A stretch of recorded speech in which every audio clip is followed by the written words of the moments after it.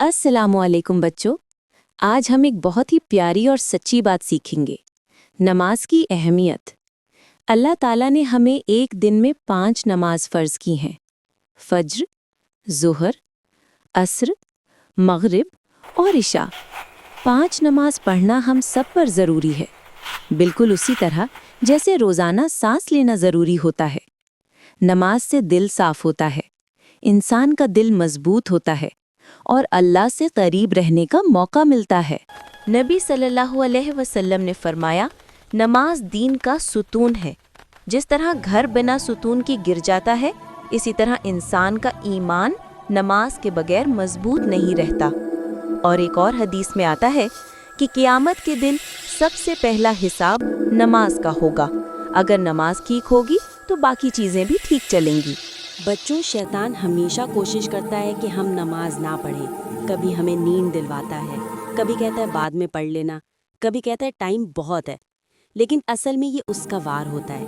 वो चाहता ये है कि हम अल्लाह को भूल जाएं। लेकिन हम मोमिन हैं, हम शैतान के धोखे में नहीं आते।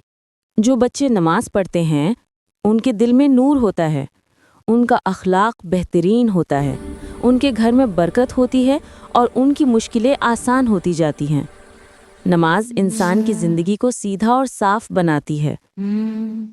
लेकिन बच्चों, जो लोग नमाज नहीं पढ़ते उनके लिए दर्दनाक अजाब का जिक्र आता है।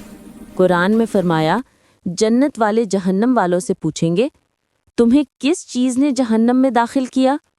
वो कहेंगे, हम नमाज पढ़ने वालों में से नहीं थे। ये बात हमें डराती नहीं, हमें होशियार बनाती है ताकि हम नमाज कभी न छोड़ें।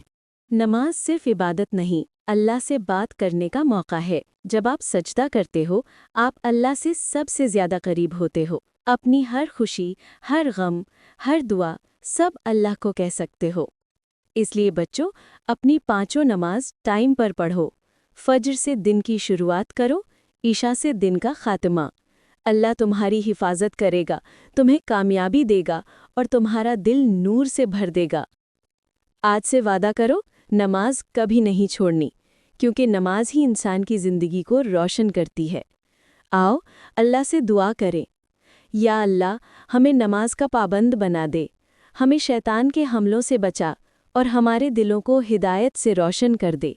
आमीन।